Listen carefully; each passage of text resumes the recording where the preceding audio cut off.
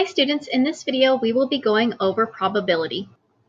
Our essential question for today is, how is simple and compound probability of independent and dependent events calculated?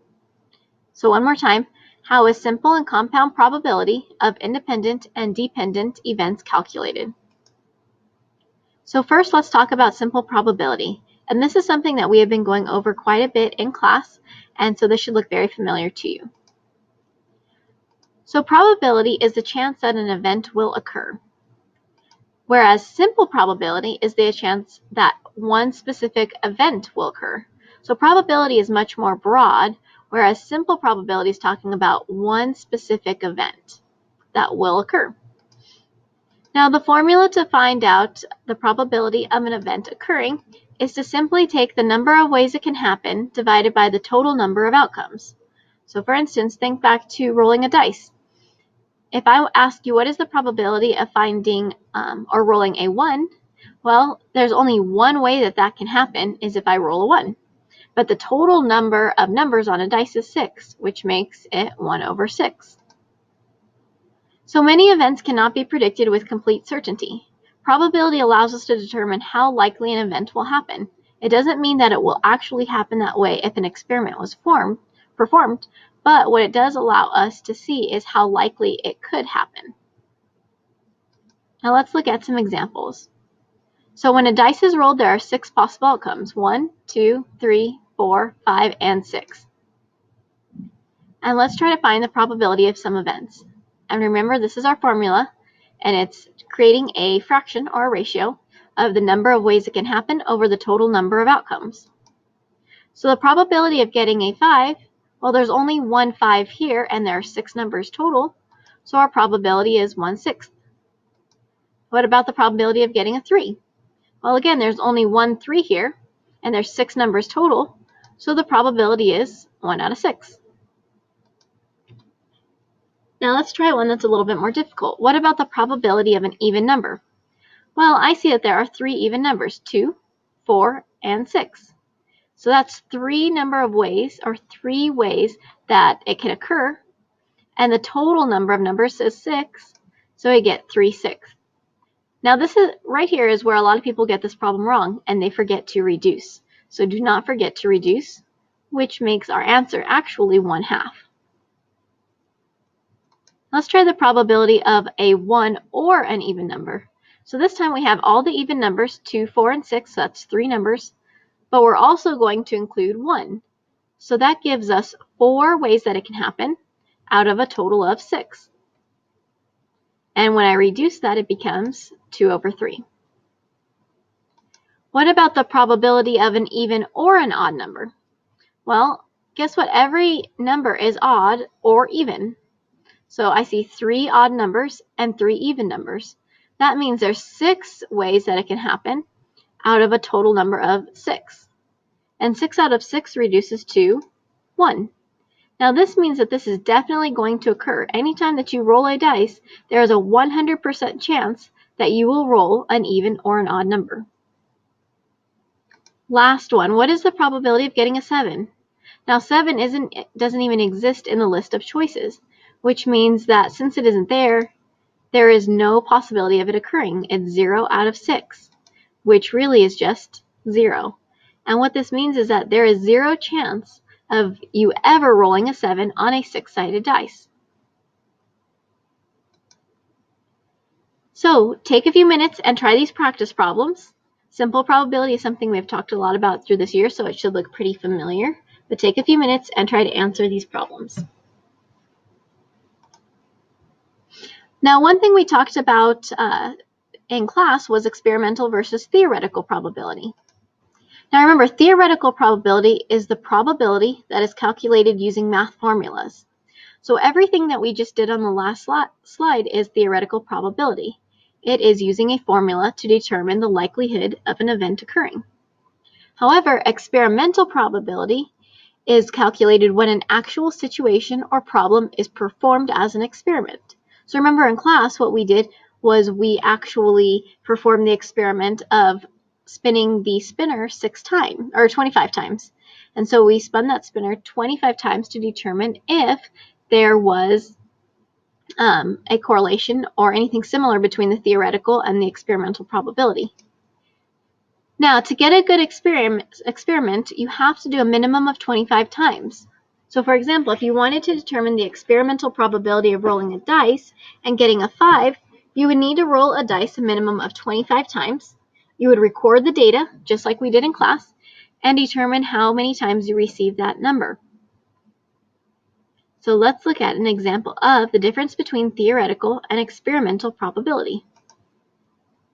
So Jacob is trying to determine the theoretical and experimental probability of spinning a spinner and landing on the color blue. Jacob spins the spinner 25 times and lands on blue 10 times. Now first, what is the theoretical probability that Jacob will land on blue? Well, I see that there are 2 blue slices out of this circle, and there's 10 sections total. So that gives me 2 out of 10. And when I reduce 2 out of 10, it becomes 1/5. So theoretically, we should land on a blue 1 out of 5 times. However, Jacob actually performed the experiment, and he landed on blue 10 times, which makes 10 out of 25. And when we reduce that, it becomes 2 over 5. Now, what's interesting about this is that the theoretical and the experimental probability might not be the same. I would say the majority of the time it won't be. And what this shows is that there's a chance that the experimental probability might be more likely or less likely. In this case, theoretical probability says that we have a 1 in 5 chance of getting blue. However, when we performed our experiment, for 2 out of 5 chances were when he landed on blue. So he actually landed on blue more often when he performed the experiment. Now here's a couple of practice problems. Pause the video, take a few minutes to try these examples. Compound probability. Now this is the part that we have not gone over before, but it isn't too much different than what we have been going over with simple probability. Now compound probability is the chance that 2 or more events will occur. With simple probability, we were only talking about 1 event occurring. Now we're talking about at least 2 events occurring.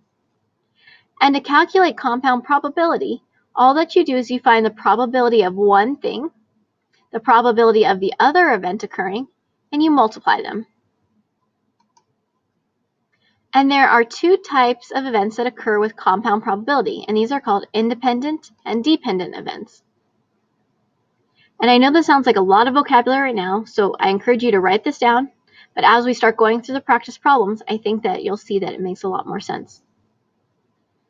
Now, 2 events are said to be independent of each other if the second event is not affected by the first event. That means they're 2 completely different things. So for instance, maybe you're rolling a dice and flipping a coin. Well, does it matter does rolling a dice affect what will happen when I flip that coin? No, it doesn't. If I roll a 6 on the dice, it doesn't mean that I'm going to get heads when I flip the coin. So those things are independent of one another. On the other hand, there are 2 events that are dependent if the second event is affected by the first event.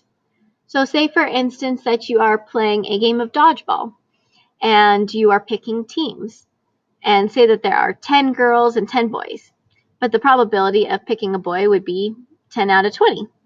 However, once one boy is picked, there are not as many boys as there were before. There's only 9 now, so you only have 9 to choose from. Or maybe you've picked 5 girls, and now you only have 5 girls left to choose from.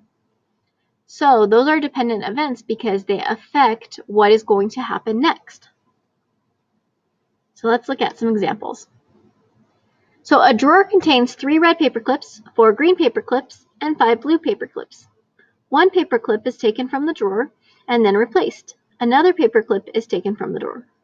Now what's very important right here is that you see that it says is taken from the drawer and replaced. That's so important because what that's saying is that you took that paper clip, you looked at it, and then you put it back in the drawer so that you could choose that same paper clip again. Whereas, say that you took the paper clip out and didn't put it back, that might change your probability. So what is the probability of first getting red and then getting green? Now what you want to do is find just the probability of finding red first. Well, there are 3 red paper clips, and there are, it looks like, I think 12 total. So that becomes 3 over 12. The probability of just getting red is 3 over 12. And remember, our formula says we're going to multiply these. Now, what's the probability of getting green? Well, that's 4 green paper clips out of 12. And now I just multiply them. I get 12 over 144, which reduces to 1 over 12. And that is it. Now, the reason that this 4 over 12 is 4 over 12 is because, guess what? That paper clip was put back in. But what if the paper clip wasn't? You don't have as many numbers or as many paper clips as you did as before. All right, let's look at another one. What is the probability of getting blue and red? Or, sorry, blue then red. So the probability of getting blue is 5 over 12 multiplied by the probability of red, which is 3 over 12. Well, 5 times 3 is 15, and 12 times 12 again is 144. And this can be reduced to become 5 over 48. Let's look at one more example. What about the probability of getting blue and then another blue? Well, the probability of getting blue is 5 over 12. And remember, that paper clip is put back, so I can still choose that paper clip, which means that my probability of getting blue again is also 5 over 12. When I multiply these, I get 25 over 144, and that cannot reduce, so that is our final answer.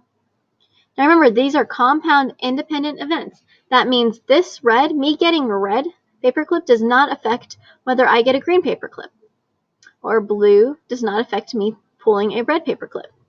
So independent events means that they're independent of one another. It doesn't affect the other one. And here are some practice problems. So take a few minutes, pause this video, and try these problems out. And remember to make sure that you are writing these on your foldable as you're going through them.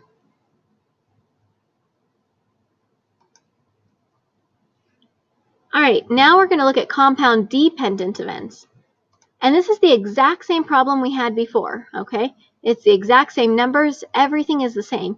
But the difference is that it says that the paper clips are not replaced. Okay, so that means when I take a paper clip out, I take it out and then I keep it. I don't put it back into the drawer, so I cannot choose that paper clip again. So now let's see how our numbers change. So first, let's find the probability of red then green. Well, the very first paper clip that I pull out, every single paper clip is in there. So the probability of pulling red is still 3 out of 12. However, now we have taken out that red paper clip and it is gone. So I do not have 12 paper clips in that drawer anymore. I only have 11. So the probability of getting green is now 4 out of 11 because I only have 11 paper clips left.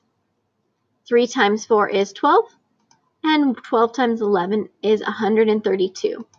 And this reduces to 1 over 11. So as you can see, not much different and not too difficult. There's just a little bit of a twist in there on that second number. Okay, what about blue and red? Well, we're starting all over. So again, a fresh problem. The probability of getting blue is 5 out of 12. Now, we took one paper clip out, so I do not have 12 paper clips anymore. But I still do have 3 red paper clips, so I have 3 out of 11. And 5 times 3 is 15. And 12 times 11 is 132. And this reduces to 5 over 44. Now remember, this is pretty important that you understand that there were no longer 12 paper clips, which is why this denominator became 11. And last one, what is the probability of getting blue then blue if the paper clip is not replaced? Well, this is a new problem, so again, the probability is 5 over 12 of getting blue. However, I've taken that blue paper clip out. It is gone. That means I do not have 5 blue paper clips anymore, and I do not have 12 paper clips. Instead, I have 4 blue paper clips left and 11 total paper clips left. And so now I multiply these numbers together to get 20 over 132, which reduces to 5 over 33. Take a few minutes and try these problems out. Again, it is the exact same problem as the other practice problems. However, this time you're not going to replace the names that are being drawn. Now that is pretty much it from our probability PowerPoint. If you have any questions, please send me an email or let me know in class, and that way we can go over it. Thanks.